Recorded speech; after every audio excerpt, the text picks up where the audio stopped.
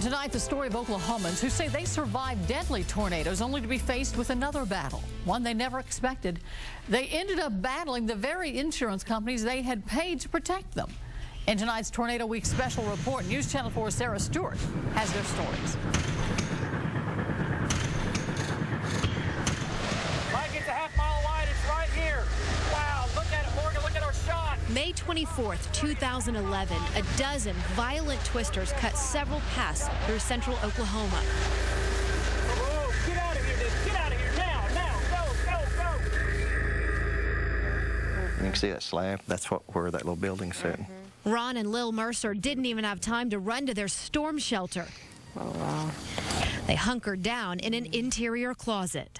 It vibrated just for a couple seconds and exploded, and it sounded like an explosion. Buried under the weight of their home, it took rescuers almost an hour to pull them out. Down the road in Chickasha, Whitney Bunnell had just endured the same thing. Just a bunch of metal twisting and banging and very scary. The tornado literally picked up her mobile home and slammed it back down. Right here's where everything came on top of us. Having just survived the storm of their lives, neither the Mercers nor Whitney were prepared for the fight that came after. Everything I've had to fight for, and I didn't think I should have to fight for it. Both families are now suing their insurance companies for not settling fairly. My job shouldn't exist. There should not be, you shouldn't need a lawyer to sue somebody for bad faith. They should pay you. You paid them in good faith.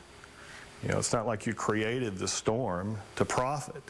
They turned to Oklahoma City Attorney Jeff Marr, the same attorney who won a class action lawsuit against State Farm back in 2006 over claims from the May 3rd, 1999 tornado. It was a 6-week-long trial, but the jury was mad.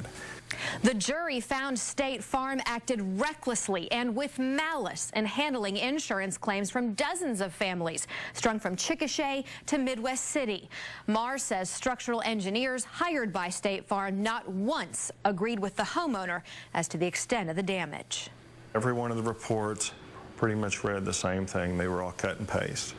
Sometimes they didn't even bother to get the addresses changed. They would still have the wrong address.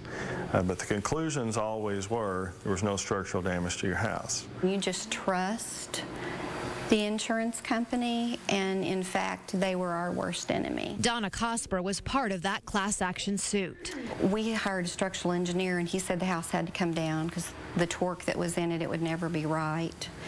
And they sent in a person that said, oh, there's just, you know, minor damage. She now has advice for other Oklahoma homeowners, like have a copy of your insurance policy in a safe place.